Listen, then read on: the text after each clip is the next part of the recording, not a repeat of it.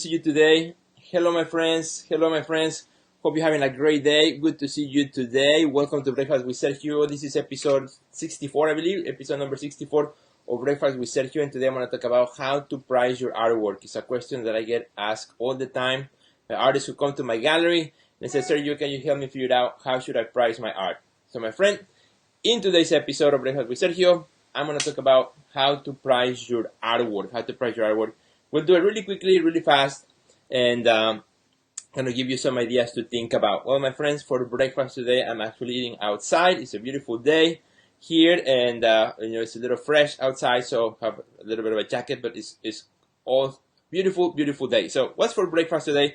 Well, in my plate, I have a sandwich. Today, I made myself a breakfast sandwich, just ham, a lot of vegetables, and it's ready to eat. And today, I got orange juice.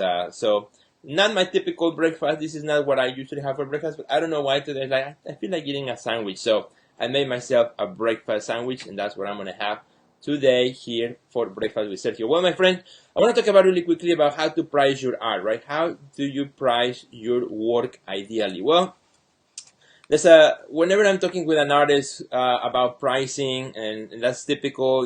Before I show, sometimes an artist comes to my gallery and says, "Hey, Sergio, can you help me figure out what should be the right price for my work?" And particularly if you're an emerging artist, if you're trying to figure that out, if you're a beginner trying to figure out how to price your art, and you're asking around, well, I'm gonna give you some guidelines. The first thing I always say to artists is that you're not gonna figure it out in 5 minutes. Be ready for doing some research. You gotta take time to do it right, to do some research, because there's a lot of variables that I'm going to talk about today to think about. I wish there was a quick formula that you just put the formula and give you the pricing. And it's not that easy. It's not that simple. So I'm going to give you some homework, some things to think about if you want to take a look at, your pricing that you have in the past, or maybe something that you have now and you need to look at.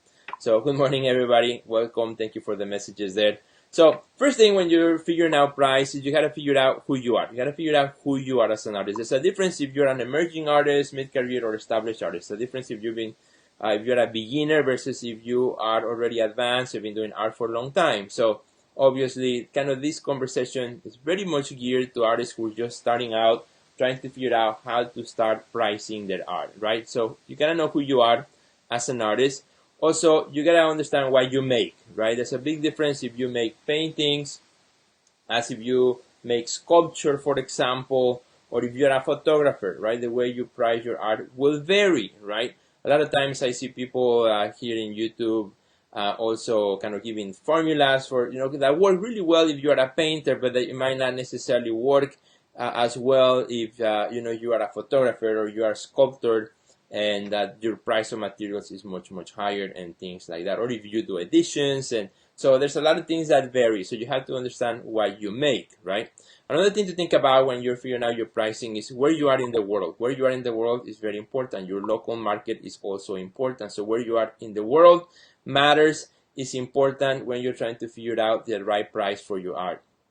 Another thing that you want to look at, this is a very important one, is you want to compare your work in the marketplace, right? You have to compare your work in the marketplace. I always tell artists, okay, here's part of the homework. You got to go out and do some research. You got to go out and visit galleries in your area and figure out, what artwork is selling for right now. Not what artists are pricing their work in their website, because you can price your work however you want. Doesn't mean anybody's buying it, right? You got to go to galleries and see what artwork is being priced at. And also you have to look at, by who those artists are.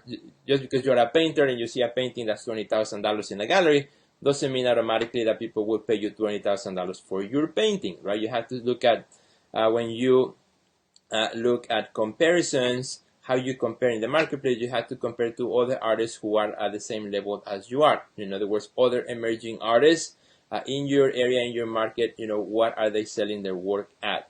It also makes a difference if you're selling directly, you're working with galleries, or if you're working independently, working on your own. Again, you have to look at who you are as an artist, what is it that you make, and also, compare that. Something that I do a lot, and this is a good exercise, and I recommend it to artists who are trying to figure out the price. Like, imagine that you are a collector and you have $5,000 or maybe pick a number. Let's say you have $2,000 that you want to spend this weekend in art, right? Maybe you're visiting this city and you have $2,000 to spend in art. So go to galleries and look at what $2,000 will buy you, right now, this day, this weekend. So it's a good exercise to go and to check out. And I sometimes do that.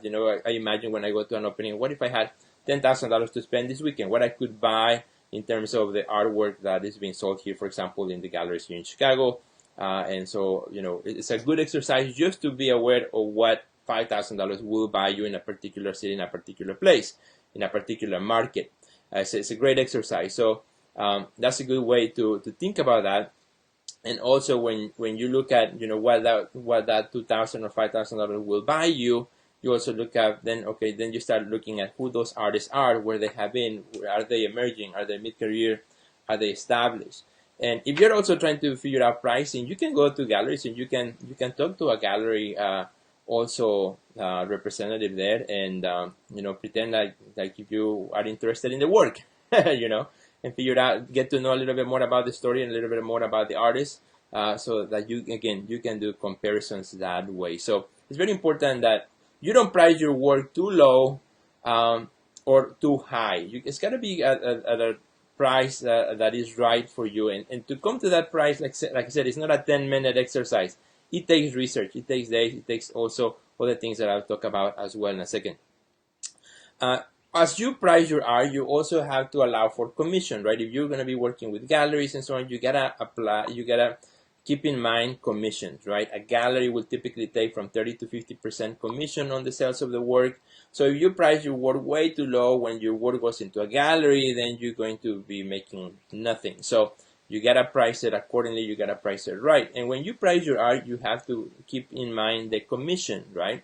Whether you sell it from your studio or through the gallery, if you sell it in your studio, well, you made the commission because you sold it yourself. If the gallery sells it, you're happy to give them the commission because they made the work to sell the work for you, right? So you gotta price it. I don't really recommend that you have multiple prices. In my career as an artist, and also working with so many artists as curator, and with my gallery, I've seen artists who have many prices, like, particularly at the beginning of their career, like, okay, it's going to your gallery, so I'm going to add 50%, but then in my website it's 50% lower. Galleries will not want to work with artists like that, right? You got to have a consistency of price. Otherwise, why would a gallery want to represent you if you are underselling it on your own? And also a commission, when you add the commission value to your work, it gives you the leverage of working out a discount if you need, also with a particular buyer who may be on the fringe of making the work, so you can offer them a 5% discount, 10% discount, and sometimes that help you make and close the deal. So if you price your work too low and you don't give that cushion, then you can never negotiate, because the moment you start negotiating, boom, you start losing right away.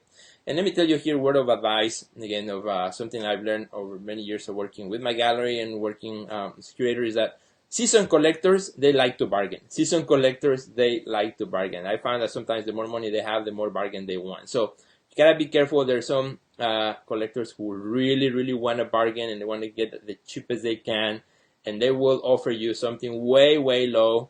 And so you gotta be able to come back and say, no, this is as much as I can do and I can give you.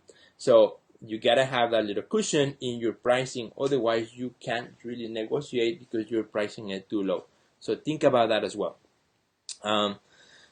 And also another thing that you gotta think about is the size of the work, right? Size of the work. So what I recommend to an artist who's looking at pricing is figure out what is the typical size of a work of yours. What's the typical size that you make? Let's say maybe you do small works, 12 by 12, or maybe you do, your typical size is 32 by 40, whatever it is, and then use that as as the piece of work that you're trying to figure out the pricing for. Once you come up with a pricing for your typical size of work, then you can create a scale. And there's different ways in which you can do it. Many artists, for example, use the square inch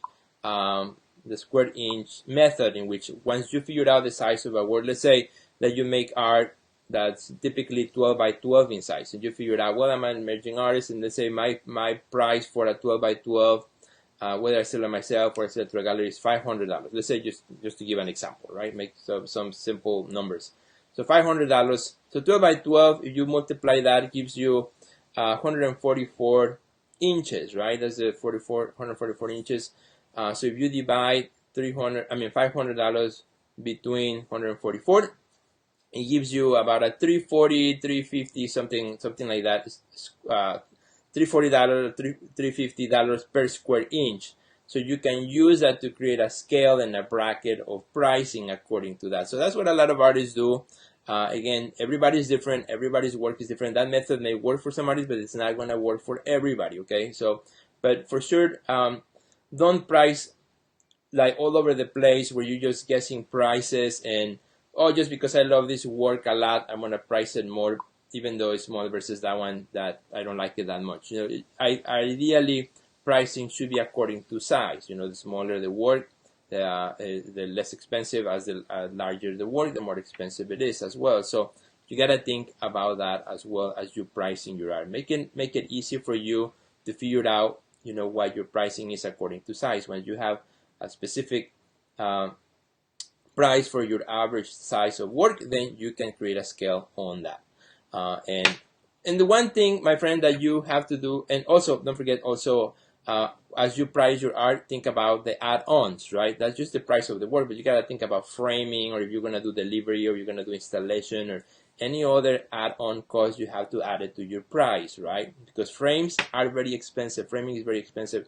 If you're going to frame it yourself, normally what artists like to do, and you can double the price of what costs you to frame it, because you are framing it, you're putting it together yourself. So it's your time also that you are investing on that work to make it look really nice. So again, all those are add-on costs to your base price. So think about that. Like I said, do the research. Do research. It's not something that you're pricing or something you come up with in 5 minutes. Don't try to put pricing on your work like 5 minutes before a show. It's something that you gotta investigate. You gotta do the research ahead of time, and then you gotta test it, right? You gotta test the price. Just because you put your price in your website says, you know, Sergio, I just put a price, I lower my prices, nobody's buying it. Well, because maybe nobody even knows, right? You gotta test it. You gotta be intentional about selling. You gotta be intentional about selling. You can email your collectors. You can email your followers. You can, make it intentional on Instagram that, you're selling work.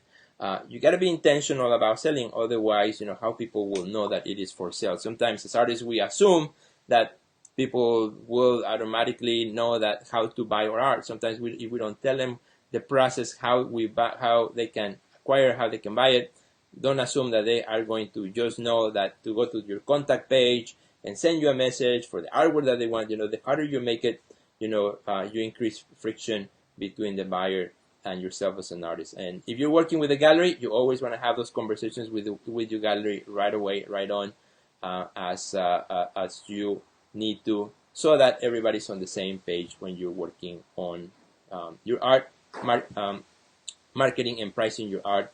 Again, it's a conversation with your gallery if you have a gallery, and if not, then just do the research and just work your way through, test it, see where you're at, and then adjust as you need to go. Once you find the sweet spot, then I always think that your work should always be on the increase slowly. Don't just raise your prices back and forth, left and right, because then you're just making a disservice to yourself and to your collector. So be careful. As an emerging artist, I started at a price that was that was good for me, and then slowly my prices have been rising slowly, and it's been working really well. So think about that, my friends. Hope that is helpful for you. And if you like this episode of Red with Sergio, again, share it with a friend, share it with somebody else, and let's get the word out. Follow me on Instagram, Sergio Gomez Projects. Subscribe to my YouTube channel here as well. And if you're watching on Facebook, thank you for watching. Share it. Just click the share button to share it with a friend. And if you're listening to the podcast, please share this episode with a friend as well. We'll see you in the next episode of Breakfast with Sergio. Have a great day. Bye.